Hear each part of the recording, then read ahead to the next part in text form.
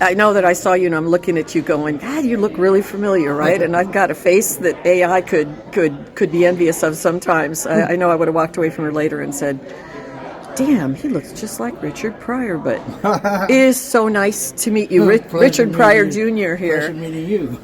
Just fantastic.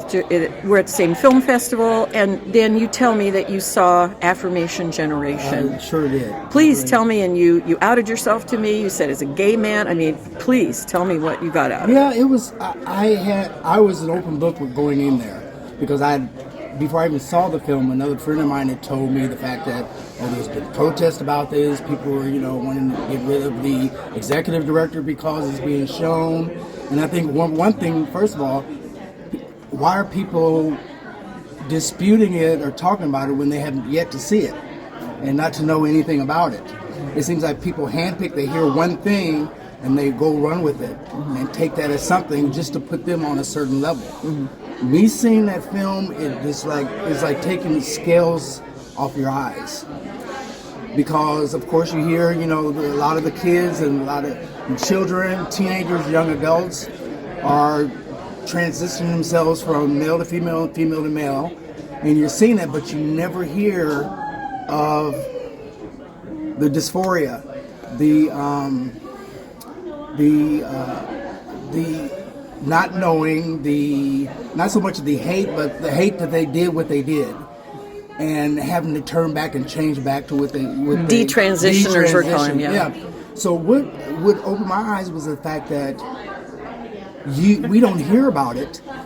We only hear about like it was talked about in the film, the suicides. Oh, people are doing this because they couldn't change. They couldn't change from male to female or female to male, and they're taking their lives behind it. But then finding out that the numbers are actually opposite of what has been told to us. And actually seeing people that are actually have gone through it, because we can only talk about what we've gone through. But seeing somebody that actually has gone through it and how they've regretted it because they were so young making those decisions and no one's accountable for it. You don't have to go to your parents to do this, but yet we're not allowed to vote until a certain age. We're not allowed to drink until a certain age.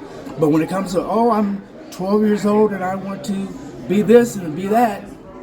But at 12 years old, 13 years old, 16 years old, 18, even 20 years old, I knew nothing of what I know now. The things I thought that were going to be aren't that way. How old are you now? I'm 61 now. I just turned 61 a few weeks ago. So actually seeing the pain that they were going through and the misinformation that's been given to us as a public regarding people transitioning,